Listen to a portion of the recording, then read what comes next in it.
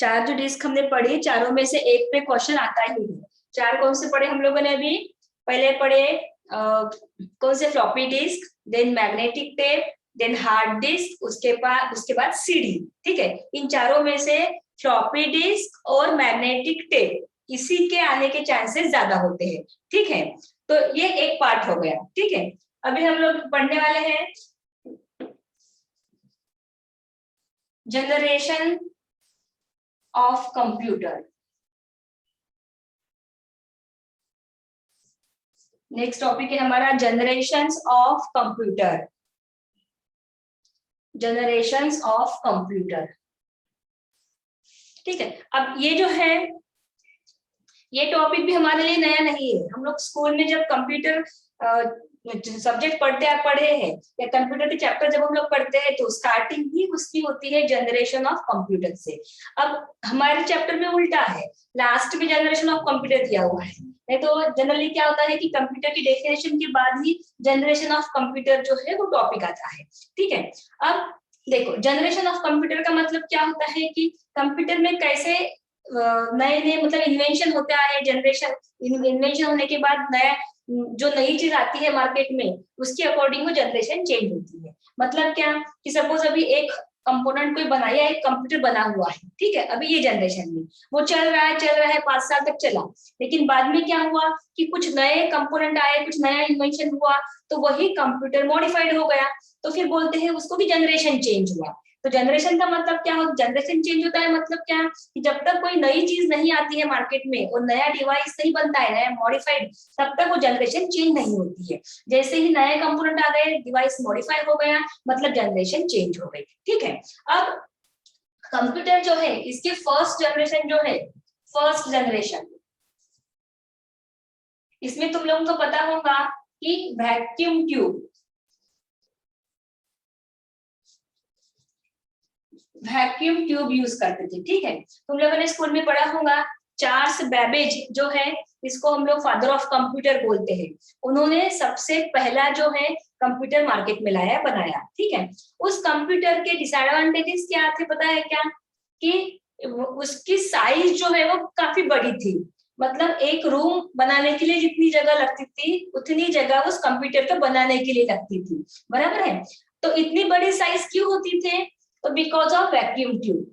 ये vacuum tube का नाम का जो कंपोनेंट था, ये कंपोनेंट की वजह से कंप्यूटर की साइज जो है वो बड़ी थी, क्योंकि इसकी साइज बड़ी थी। बराबर है? तो पहला जो कंप्यूटर बना बैबेज का, तब वैक्यूम ट्यूब जो है ये मेन कंपोनेंट था। मतलब लैक्स के नंबर में वैक्यूम ट्यूब जो है वो यूज करते थे। ठीक है, तो इसीलिए फर्स्ट जनरेशन का जो मेन कंपोनेंट था वो वैक्यूम ट्यूब था। ठीक है, उसके बाद ये चला, कुछ साल तक चला, फिर समझ में आया कि इतना कंप्यूटर मशीन जो बनाई हुई है, वो कंप्यूटर की मशीन काम की तो बहुत है, बट उसकी साइज इतनी बड़ी होने की वजह से क्या हो रहा है कि वो हैंडल करने के लिए इजी नहीं था, मूवेबल नहीं था, पोर्टेबल भी नहीं था, छोटा नहीं था। तो इसीलिए फिर उस कंप्यूटर पे स्टडी की गई और बाद में समझ में आया कि ये जो बड़ा साइज हो रहा है कंप्यूटर का, ये वैक्यूम ट्यूब की वजह से हो रहा है। इसीलिए फिर क्या किया गया कि ऐसा उसको ऑप्शन में दूसरा कंपोनेंट तैयार किया गया। ठीक है, जिसको बोलते हैं ट्रांजिस्टर। इसके ऑप्शन मतलब काम वही करेगा वैक्यूम ट्यूब का, लेकिन वैक्यूम ट्यूब से छोटा। ट्रांजिस्टर अगर देखोगे तो इतना छोटा सा होता है, उसकी साइज जो है इतना छोटा सा होता है, बहुत छोटा होता है वैक्यूम ट्यूब के कंपैरिजन में। तो फिर क्या हुआ कि वैक्यूम ट्यूब को चेंज किया गया और ट्रांजिस्टर लगाया गया। ठीक है, अब ये ट्रांजिस्टर क्या है? तो एक 3 साइंटिस्ट थे फिजिक्स के। ठीक है, वो तीनों साइंटिस्ट ने AT&T बेल लेबोरेटरी जो है अमेरिका में, उस लेबोरेटरी में एक कंपोनेंट तैयार किया, जिसको नाम दिया ट्रांजिस्टर। ठीक है, तो जब उन्होंने ये तीनों ने मिलकर जब ये ट्रांजिस्टर बनाया, तो इलेक्ट्रॉनिक्स के मार्केट में पूरा चेंज आ गया। चेंज कैसे आ गया? तो ये इसका सप्लीमेंट था, वैक्यूम ट्यूब का सप्लीमेंट ट्रांजिस्टर था। तो जितने भी उस जमाने में मार्केट में डिवाइसेस थे जो वैक्यूम ट्यूब को यूज करते थे, उन्होंने क्या किया? तो वैक्यूम ट्यूब को निकाल दिया और उसके जगह पे क्या लगाना शुरू कर दिया? ट्रांजिस्टर लगाना शुरू कर दिया। अब इसका एडवांटेज क्या हुआ कि जितने भी साइज बड़े थे किसकी वजह से? वैक्यूम ट्यूब की वजह से जो भी साइज बड़ी हो रही थी वो सारे डिवाइसेस जो है छोटे हो गए हैं। तो ये जो चेंज था डिवाइसेस की साइज छोटे होने का, वो मार्केट में एक बहुत ड्रास्टिक चेंज था, ठीक है। तो वहां से फिर वो पूरा जो है जनरेशन चेंज हो गया। इसीलिए जब से ट्रांजिस्टर आया तो ये जो है कंप्यूटर की सेकंड जनरेशन होगी, ठीक है। सेकंड जनरेशन ट्रांजिस्टर से। सेकंड जनरेशन कैसे? कि ट्रांजिस्टर की वजह से जो है मार्केट में पूरा चेंज आ गया, सारे बड़े बड़े डिवाइसेस जो हो गए वो छोटे हो गए। अब ये जो इन्वेंशन था, ये जो मार्केट में नया रिवोल्यूशन था ट्रांजिस्टर आने के बाद, ये इतना ज्यादा था कि जिन्होंने ट्रांजिस्टर को इन्वेंट किया उन तीनों साइंटिस्ट को 1948 में नोबेल प्राइज दिया गया। देखो इतना बड़ा इन्वेंशन था, इतना बड़ा मार्केट में इन्होंने चेंज लाया, तो तीनों साइंटिस्ट को ट्रांजिस्टर को इन्वेंट करने के लिए 1948 में नोबेल प्राइज दिया गया, ठीक है। तो ये ट्रांजिस्टर आ गया। फिर थर्ड क्या हो गया कि ट्रांजिस्टर भी चला कुछ सालों तक, लेकिन अब साइंटिस्ट लोग हैं उनको तो कुछ ना कुछ नया इन्वेंशन चाहिए रहता है, वो कभी सेटिस्फाइड नहीं रहते एक चीज को लेके। फिर क्या हो गया कि जो कंप्यूटर बनता था या जो भी मशीन्स बनते थे वो ट्रांजिस्टर मतलब मोस्ट ऑफ द कंपोनेंट में से जो ट्रांजिस्टर तो ज्यादा यूज करते थे। अब ट्रांजिस्टर के साथ साथ सिर्फ ट्रांजिस्टर ही नहीं, रेजिस्टर भी यूज करते थे, साथ में डायोड भी रहते थे, ठीक है। तो बहुत सारे जो है ट्रांजिस्टर, बहुत सारे रेजिस्टर, बहुत सारे डायोड जो है ऐसे स्पेयर पार्ट में हम लोगों मतलब उन लोगों को यूज करने पड़ते थे। मतलब ट्रांजिस्टर अगर है तो 10,000 20,000 50,000 ट्रांजिस्टर लाओ, ऐसे लगाओ उसको, उसके बाद रेजिस्टर लगाओ, एक एक रेजिस्टर लेके लगाओ, डायोड को एक एक लगाओ, इतने सारे ट्रांजिस्टर को एक एक लगाओ। तो ऐसे सारे कंपोनेंट जो है ऐसे स्पेयर पार्ट में लगाने पड़ते थे, तो वो भी कहीं ना कहीं जाके उन लोगों को वो प्रॉब्लमेटिक होता था। तो फिर उन्होंने क्या किया, क्या सोचा कि क्यों ना हम लोग ये रेजिस्टर ट्रांजिस्टर डायोड को एक जगह पे लाके उसका एक पार्ट एक चिप ही बना ले, ताकि ऐसे हम को अलग अलग स्पेयर पार्ट में लगाने की जरूरत ना पड़े। फिर जाके इन तीनों को मिलके जो नया कंपोनेंट आया उसको बोलते हैं आईसी, इंटीग्रेटेड सर्किट। इसमें क्या रहता है, आईसी जो होती है रेजिस्टर ट्रांजिस्टर और डायोड इनसे बनी हुई रहती है, पूरी मोनोलिथिक टेक्नोलॉजी यूज करके, माइक्रोस्कोपिक टेक्नोलॉजी यूज करके एक ही चिप पे सारे मतलब लैक्स में थाउजेंड्स में जो है कंपोनेंट माउंट किए रहते हैं, वो रेडी रहती है, उसको उठा के सिर्फ आईसी को लगाने का काम देता है। तो इससे भी बहुत सारा चेंज आया मार्केट में। चेंज क्या आया, फिर से साइज छोटी हो गई, ठीक है। मतलब पहले अगर इतनी थी फिर इतनी हो गई, तो ये आईसी की वजह से भी मार्केट में बहुत चेंज आया, वो काफी सारे चेंजेस आए, इससे भी मार्केट में ड्रास्टिक चेंज आया, इसीलिए ये भी जनरेशन चेंज हो गई, इसीलिए ये थर्ड जनरेशन हो गई, ठीक है। अब थर्ड जनरेशन होने के बाद फिर क्या हुआ, फिर आईसी में भी जो है आईसी में भी और मॉडिफिकेशन किया गया। आईसी के बहुत सारे टाइप है, तो फोर्थ जनरेशन जो थी, फोर्थ जनरेशन में आईसी को और मॉडिफाइड किया गया। आईसी के हमने टाइप्स देखे थे, एलएसआई, एमएसआई। थर्ड चैप्टर जो है लॉजिक फैमिली का, उसमें हमने देखा था कि आईसी जो होती है SSI, MSI, LSI, VLSI, ULSI, ऐसे अलग अलग जो है टाइप्स की आईसीज रहती है। तो फोर्थ जनरेशन में क्या हुआ कि इन आईसीज को मॉडिफाई करके माइक्रो प्रोसेसर बनाया गया। माइक्रो प्रोसेसर, ठीक है। माइक्रो प्रोसेसर जो है, ये माइक्रो प्रोसेसर आईसी को मॉडिफाई करके बनाया गया है। अब माइक्रो प्रोसेसर क्या होते हैं, तो ये जो है माइक्रो प्रोसेसर भी एक आईसी होती है, लेकिन एडवांस टेक्नोलॉजी वाली होती है। मतलब क्या कि माइक्रो प्रोसेसर की जो आईसी होती है, ये भी आईसी के फॉर्म में होती है, ये 40 पिन की आईसी होती है, ठीक है। इसमें मॉडिफिकेशन क्या रहता है, तो इसमें एक ही आईसी में, जैसे अभी हम लोग कंप्यूटर लेते हैं तो पहले तुम लोगों को पता होगा कि सेपरेट सीपीयू रहता था, बराबर है। अभी हम लोग लैपटॉप लेते हैं या कंप्यूटर लेते हैं तो हम देखो अलग से सीपीयू नहीं रहता है, बहुत बार इनबिल्ट ही रहता है। लैपटॉप में भी इनबिल्ट रहता है, अंदर ही रहता है, बाहर स्पेयर पार्ट में नहीं रहता है। तो वो कैसे पॉसिबल होता है, तो बिकॉज ऑफ माइक्रो प्रोसेसर। ये माइक्रो प्रोसेसर जो है ये एक ही आईसी होती है 40 पिन की, वो आईसी पूरा सीपीयू का काम करती है। मतलब इतना बड़ा सीपीयू जो हम लोग लगाते थे, अभी हमको इतनी सी हम लोग आईसी लगा सकते हैं, मतलब लगाते हैं अभी आईसी। तो माइक्रो प्रोसेसर क्या है, एक छोटा सा सीपीयू है जो आईसी के फॉर्म में अवेलेबल होता है। इसमें भी साइज छोटी हो गई, इतना बड़ा सीपीयू की साइज इतनी छोटी हो गई, ठीक है ना।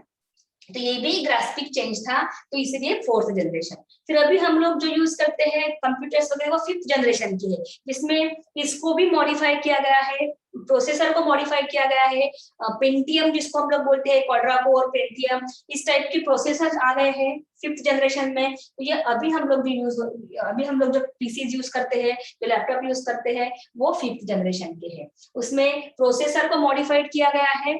अब तुम्हारे किताब में जो है फोर्थ जनरेशन तक ही है, फिफ्थ जनरेशन उन्होंने मेंशन नहीं की हुई है, लेकिन हम लोग अभी जो डिवाइसेस यूज करते हैं, कंप्यूटर, लैपटॉप वगैरह, वो फिफ्थ जनरेशन के हैं। फिफ्थ जनरेशन में क्या मॉडिफिकेशन है, तो प्रोसेसर, इसको प्रोसेसर बोलते हैं, माइक्रो प्रोसेसर को, इसी को एडवांस किया गया है।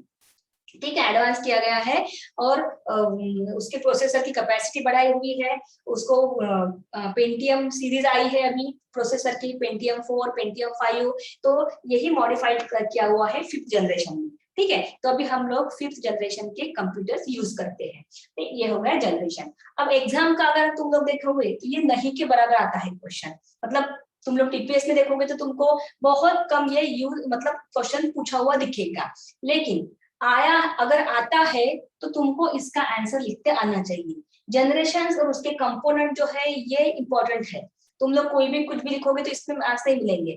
फर्स्ट जनरेशन में वैक्यूम ट्यूब, सेकंड में ट्रांजिस्टर, थर्ड में आईसी, फोर्थ में माइक्रो प्रोसेसर, और फिफ्थ नहीं लिखा तो भी चलेगा, तुमको फोर्थ तक ही है लेकिन फिफ्थ लिखना है। तो modified processor like Pentium 4, Pentium 5, Pentium 3, micro controller, ये वगैरह तुम लोग लिख सकते हो। ठीक है, आया समझ में जनरेशन ऑफ कंप्यूटर का?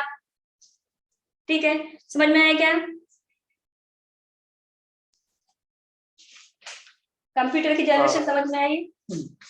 ठीक है,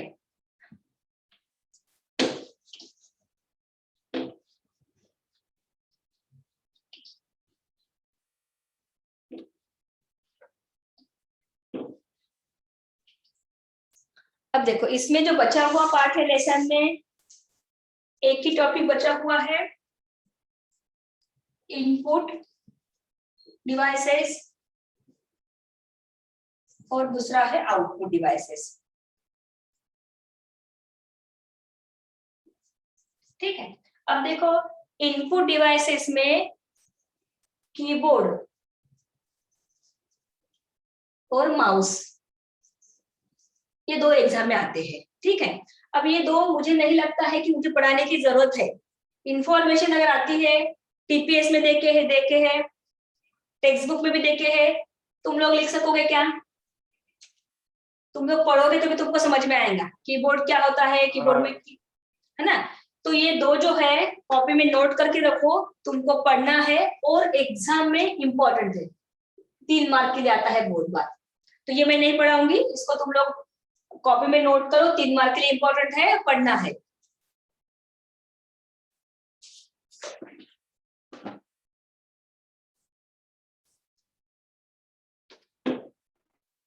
कीबोर्ड और माउस तुम लोग पढ़ लेना, इसमें तुम लोग अपने मर्जी से लिख सकते हो इंफॉर्मेशन, इसमें तुमको स्कोप है लिखने के लिए और मार्क्स भी मिलेंगे। ठीक है, अब आउटपुट डिवाइसेस में जो है एक है प्रिंटर।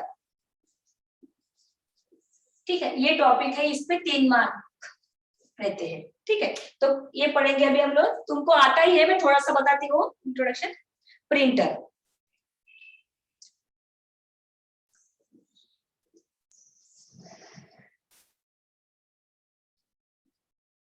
इम्पैक्ट प्रिंटर,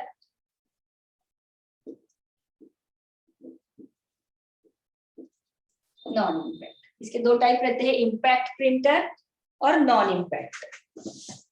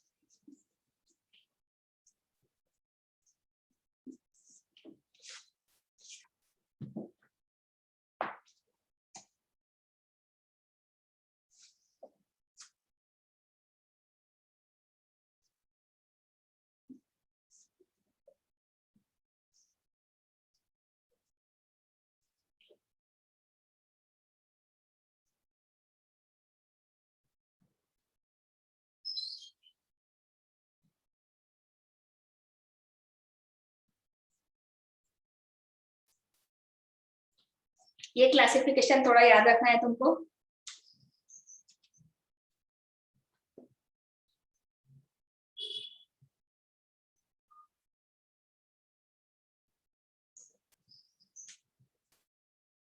प्रिंटर जो होते हैं दो टाइप में आते हैं, impact printer, non impact printer. Impact printer मतलब dot matrix, type bar printer, ball printer, chain printer. और नॉन इम्पैक्ट में inkjet, laser, thermal and magnetic printer.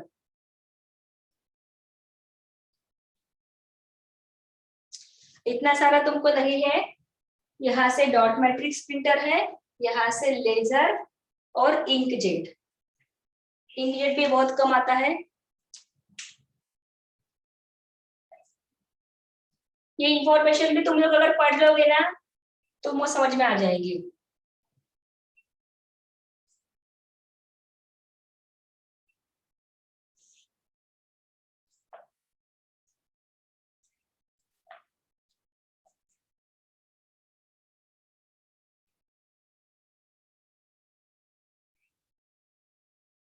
अब देखो ये कैसे है, मतलब डिफरेंशिएट कैसे किया गया है, इम्पैक्ट प्रिंटर किसको बोलते हैं और नॉन इम्पैक्ट। तो तुम लोगों को डॉट मैट्रिक्स प्रिंटर पता है क्या? नहीं, लेकिन तुमने कभी मेडिकल में जाके मेडिसिन लिए होगे तो देखो तुमको बिल मिला होगा, ऐसे डॉट डॉट के फॉर्म में वहां पे लिखा रहता है और उसका पेज भी होल जैसा रहता है। ये आवाज आती है उस टाइप प्रिंटर की। मेडिकल का बिल देखे, वो जो प्रिंट रहती है ना वो डॉट मैट्रिक्स प्रिंटर की रहती है, समझ में है ना। और अगर हम जैसे हमारे डॉक्यूमेंट्स जो हम लोग प्रिंट करने जाते हैं कैफे में, तो वैसा प्रिंटिंग नहीं रहता है, सीधे सीधे रहता है, वो लेजर प्रिंटर रहता है या इंकजेट प्रिंटर रहता है, ठीक है ना। अब इस टाइप के जो है डॉट मैट्रिक्स ये प्रिंटर है, इसमें आवाज आती है। तुम लोगों ने कभी गवर्नमेंट ऑफिस में गए होंगे या कोई कॉलेजेस में गए होंगे जहाँ पे ऑफिस में तुम लोगों ने देखा होगा कि कोई प्रिंटर से जब प्रिंट निकलती है तो कंटिन्यूअस टक टक टक टक आवाज आती रहती है, ठीक है। तो ये जो आवाज आती है वो आवाज वाले जो प्रिंटर होते हैं उनको इम्पैक्ट प्रिंटर होते हैं, ठीक है। तो इसमें आवाज क्यों आती है, क्योंकि वो रिबन जो होती है वो कंटिन्यूअस स्ट्राइक होती रहती है इंक के स्पॉट को, इसलिए वो आवाज आती है, उनको इम्पैक्ट प्रिंटर बोलते हैं। तो इम्पैक्ट प्रिंटर अगर हमको लिखना है तो हम कैसे लिखेंगे कि the printers in which the device strikes the ribbon to deposit the ink ना। स्ट्राइक होती है कंटिन्यूअस, तुमने लिखा होगा ऊपर वाला जो चलते रहता है और स्ट्राइक होता है और आवाज आता है। तो जिसमें ऐसा रिबन स्ट्राइक होता है उनको इम्पैक्ट प्रिंटर्स बोलते हैं। और जिसमें ऐसा कोई रिबन नहीं रहता है स्ट्राइक होने के लिए उसको बोलते हैं नॉन इम्पैक्ट प्रिंटर, ठीक है। एग्जाम में डॉट मैट्रिक्स प्रिंटर 3 मार्क के लिए आता है और इन दोनों में से लेजर प्रिंटर जो है बहुत बार 3 मार्क के लिए आता है। अब देखो ये जो डॉट मैट्रिक्स प्रिंटर है इसकी भी तुम लोग इन्फॉर्मेशन पढ़ोगे तो तुमको समझ में आ जाएगा। थोड़ा सा मैं बताती हूँ। एक तो ये dot matrix printer black and white होते हैं, इसकी कोई कलर प्रिंट नहीं होती है, ठीक है। उसके बाद उसको डॉट मैट्रिक्स क्यों बोलते हैं, क्योंकि उसमें हर एक अल्फाबेट जो है वो डॉट से बनता है। अगर ए है तो ये ऐसे बनता है, तुमने कभी अगर अच्छे से देखा होगा तो उस टाइप के प्रिंट में हर एक लेटर जो है ऐसे डॉट के फॉर्म में रहता है। ये डॉट के फॉर्म में क्या रहता है, तो उसमें जहां से इंक आती है पेपर पे उसमें ऐसे डॉट रहते हैं, डॉट के रोज और कॉलम रहते हैं, ठीक है। उस पॉट में फिर इंक आती है तो वो ड्रॉप में वन बाय वन नीचे आती है, ठीक है। तो इसलिए उसको मैट्रिक्स बोलते हैं, रोज और कॉलम रहते हैं उसमें इंक के लिए, इसलिए उसको मैट्रिक्स बोलते हैं। दूसरी बात, ये जो प्रिंटर होते हैं डॉट मैट्रिक्स, इसमें प्रिंटिंग जो होती है वो कैरेक्टर बाय कैरेक्टर होती है, एक एक कैरेक्टर जो है वो प्रिंट होता है। जैसे अगर हमको यही प्रिंट करना है तो पहले एक कैरेक्टर होगा, फिर दूसरा होगा, फिर तीसरा होगा, तो कैरेक्टर बाय कैरेक्टर प्रिंट होती है। लेकिन वही अगर हम लेजर या इंकजेट को इंकजेट से प्रिंट निकालते हैं तो हमको पता है कि पेज बाय पेज निकलती है, इसलिए इनको पेज प्रिंटर भी बोलते हैं, इनको कैरेक्टर प्रिंटर भी बोलते हैं। कभी हमने ऐसा नहीं देखा कि पेज डाले हुए हैं और एक एक कैरेक्टर प्रिंट हो रहा है, तो इसमें पेज बाय पेज प्रिंट होती है।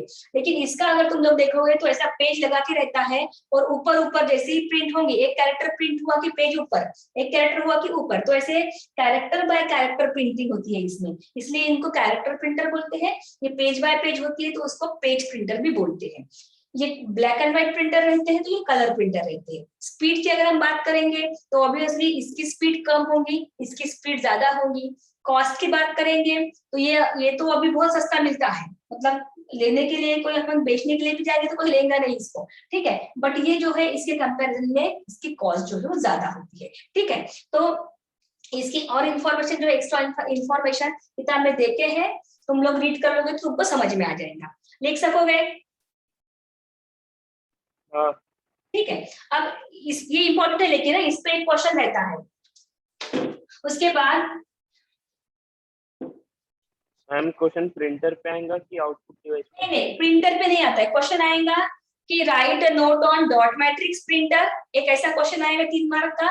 नहीं तो फिर write a note on laser printer and inkjet printer. Inkjet और लेजर दोनों मिलके 3 मार्क का क्वेश्चन रहता है, और डॉट मैट्रिक्स पे स्पेशल 3 मार्क का, ठीक है। टीपीएस में दिया हुआ है, ठीक है। उसके बाद देखो 3 ही पढ़ना बाकी है अभी। एक है प्लॉटर, दूसरा है एमआईसीआर और तीसरा है ओसीआर, फिर चैप्टर जो है कंप्लीट होता है। अब प्लॉटर जो है इसका नाम अगर तुमने नहीं सुना होगा तो प्लॉटर का देखो काम क्या होता है। तुम लोगों को होर्डिंग्स पता होंगे, बड़े बड़े बैनर्स लगते हैं, बोर्ड पे हम लोग चौक में देखते हैं। इतना बड़ा जो रहता है बैनर जिस मशीन से बनता है उसको प्लॉटर बोलते हैं, ठीक है। तो प्लॉटर क्या है, ऐसी मशीन है जहाँ पे बड़े बड़े होर्डिंग्स, मैप, बैनर बनते हैं, उस मशीन को प्लॉटर बोलते हैं, ठीक है। उसके बाद एमआईसीआर जो है इसका पूरा फुल फॉर्म है मैग्नेटिक इंक कैरेक्टर रीडर, ठीक है। और ओसीआर मतलब ऑप्टिकल कैरेक्टर रीडर। ये क्या है, तो ये इंक के टाइप होते हैं, ठीक है। अब देखो एमआईसीआर की बात करेंगे हम लोग तो चेक सभी ने देखा होगा, ठीक है। चेक देखा होगा, क्रेडिट कार्ड, डेबिट कार्ड देखे होंगे। अब उसमें जो लिखा रहता है वो एक अपनी कॉमन इंक नहीं होती है, मतलब अगर पानी में गिर जाता है हमारा क्रेडिट कार्ड या चेक अगर गिला होता है तो वो पेज खराब होता है, लेकिन वो राइटिंग जो लिखी रहती है वो खराब नहीं होती है। तो वो जो इंक रहती है, जो लिखा रहता है चेक्स में, क्रेडिट कार्ड्स में, वो एमआईसीआर इंक से रहता है, मैग्नेटिक इंक कैरेक्टर रीडर। वो मैग्नेटाइज्ड इंक रहती है, इसीलिए उसकी अगर तुम लोगों ने हैंडराइटिंग देखी होंगे तो वो मैग्नेटिक कलर की रहती है, मतलब आयरन टाइप कलर की रहती है, तो उसको एमआईसीआर इंक बोलते हैं। और ओसीआर मतलब ऑप्टिकल कैरेक्टर रीडर। इसमें वो जो लिखा जाता है कार्ड्स पे जो, वो उसके लिए मतलब लेजर लाइट यूज करते हैं, लेजर लाइट को यूज करके वो इंफॉर्मेशन जो है वो लिखी जाती है। तो एग्जाम में एमआईसीआर और ओसीआर इस पे 3 मार्क मिलके आता है, ठीक है। और प्लॉटर जो है वो एमसीक्यूज में वगैरह आता है, इसके कोई स्पेशल क्वेश्चन नहीं रहता है। बस ये प्लॉटर के लिए तुमको याद रखना है कि प्लॉटर एक ऐसी मशीन होती है जो बड़े बैनर्स, बड़े मैप, उसके बाद बैनर्स, होर्डिंग्स वगैरह के लिए यूज करते हैं। एमआईसीआर ओसीआर के लिए क्या लिखोगे, 3 मार्क के लिए क्वेश्चन आता है तो दोनों का फुल फॉर्म लिखने के लिए ही 1 मार्क मिलेगा। मैग्नेटिक इंक कैरेक्टर रीडर और ओसीआर क्या है, ऑप्टिकल कैरेक्टर रीडर। एमआईसीआर के बारे में हम लोग क्या लिख सकते हैं कि it is use in banking industry in processing of cheques, credit cards etcetera. OCR में क्या, दोनों में डिफरेंस क्या है, यहाँ पे मैग्नेटिक इंक यूज होती है और ओसीआर में क्या होता है, ऑप्टिकल कैरेक्टर रीडर में लेजर लाइट यूज होती है इंफॉर्मेशन को राइट करने के लिए, ठीक है। तो ऐसे 2-2, 3-3 पॉइंट इसके बारे में लिखोगे तो मार्क्स मिल जाते हैं। लिखते आएगा, टीपीएस में देखे हैं इसकी इंफॉर्मेशन, बहुत इजी है, ठीक है। अब देखो यहाँ पे तुम्हारा जो चैप्टर है कंप्यूटर फंडामेंटल्स ऑफ कंप्यूटर, ये कंप्लीट हो गया, ठीक है। ऐसे करके पूरा पेपर 2 जो है वो हमारा कंप्लीट हो गया, ठीक है। कल से हम लोग पेपर 1 शुरू करने वाले हैं, ठीक है। जिन लोगों को मतलब जिन लोगों ने अभी तक नहीं किया है क्लास, उनको बताओ, मैं डालती हूँ मैसेज। पेपर 1 हार्ड है कंपेयर टू पेपर 2, ठीक है।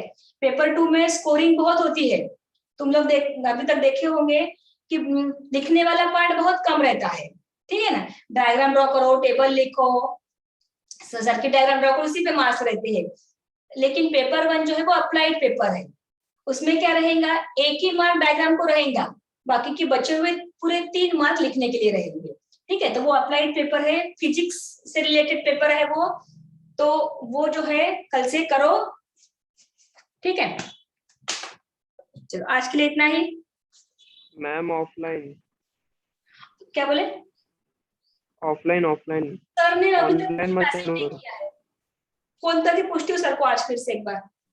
सर मैंने बोले सर को फोन किया था, हम्म, सर बोले मंडे को आजा मिलने, एक बार का बात करने से उससे, फिर चालू हो जाए। मैं बात करती हूँ सर को, आज फोन करती हूँ। सर बोले थे मुझे कि उनका शेड्यूल फिक्स होने का है, फिर फोन करते बोले उनका पूरा फिक्स होने के बाद, तो करती हूँ सर को आज कॉल, मैम क्या क्योंकि बोलते अब हैं। संडे, आज आज मंडे है ना, उसका मतलब एक हफ्ते तक तो कोई शेड्यूल चेंज नहीं होगा, तो एक बार बात कर लो तो 7 से 8 का टाइम फिक्स हो सकता है आपको। देखती हूँ मैं सर को फोन करती हूँ आज और बताती हूँ तुम लोगों को। हाँ